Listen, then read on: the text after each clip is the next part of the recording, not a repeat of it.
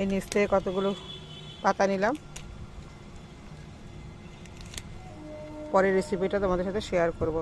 এর থেকে ছিঁড়ছি লঙ্কা, তো এটা দেবো বড়ার মধ্যে। এই দেখো লঙ্কা। পুঁই পাতাগুলোকে আমি ছাদ থেকে এনে ভালো করে ধুয়ে কুচিয়ে নিলাম, আর কাঁচা লঙ্কা উপর থেকে তুলে নিয়েছিলাম ছাদ বাগান থেকে, ওটাও কুচিয়েছি, আর আদা কুচিয়ে নিয়েছি। আর এই দেখো 3 রকমের ডাল বলেছিলাম না ভিজিয়ে রেখেছি, তো এই 3 রকমের ডাল পেস্ট করব। 3 না 4 রকমের আছে, মুগ, বিউলি, ছোলা, আর হচ্ছে খোসাসহ মুগ ডাল। 2 রকম মুগ ডাল, বিউলি আর আর এইটা হচ্ছে তোমার এই পাতাটা। এবার তোমার বড়াটা যখন ভাজবো তখন তোমাদের সাথে রেসিপিটা শেয়ার করব, তোমরা দেখতে থাকো। ডালটা আমার পেশা হয়ে গেছে, দরদরা করে পিষেছি, পুরোপুরি না। এবার দেখতে থাকো। সেটা ডাল দিলাম আদা কাঁচা লঙ্কা। বড়াটা যখন করব তখন আবার তোমাদেরকে দেখাবো। কড়াইতে দিয়ে দিলাম তেল, আর দিলাম 2খানা শুকনো লঙ্কা। এই তেলটা, এই বড়াটা আমি সর্ষের তেলেই করলাম আজকে, কারণ সাদা তেল আমি খাই না।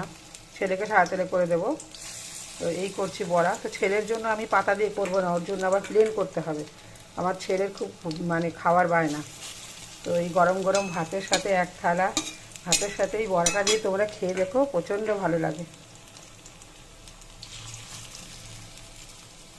বড়াটা কেমন লাগলো, রেসিপিটা তোমরা করে দেখতে পারো এভাবে পুঁই পাতা দিয়ে। এটা পালং পাতা দিয়েও খুব ভালো হয়। তো এইভাবে আমি শিউলি পাতা দিয়েও করি বড়াটা। তো বড়াটা কেমন লাগলো, বড়ার রেসিপিটা অবশ্যই তোমরা জানাবে। এবার বড়াটা আমার হয়ে গেছে, এবার আমি নামাবো। দেখো কি সুন্দর লাল লাল বড়া হয়েছে। এই হচ্ছে আমার আজকের থালি। এখানে হচ্ছে কচু ভাতে, এখানে সোয়াবিন আলুর তরকারি, এখানে ভেজ ডাল, এখানে আমড়ার চাটনি, আর এই হচ্ছে বড়া। কেমন লাগলো আজকের বড়াটা অবশ্যই জানাবে। সাথে একটা শুকনো লঙ্কা ভাজা। এই ছিল আমার আজকের দুপুরের মেনু।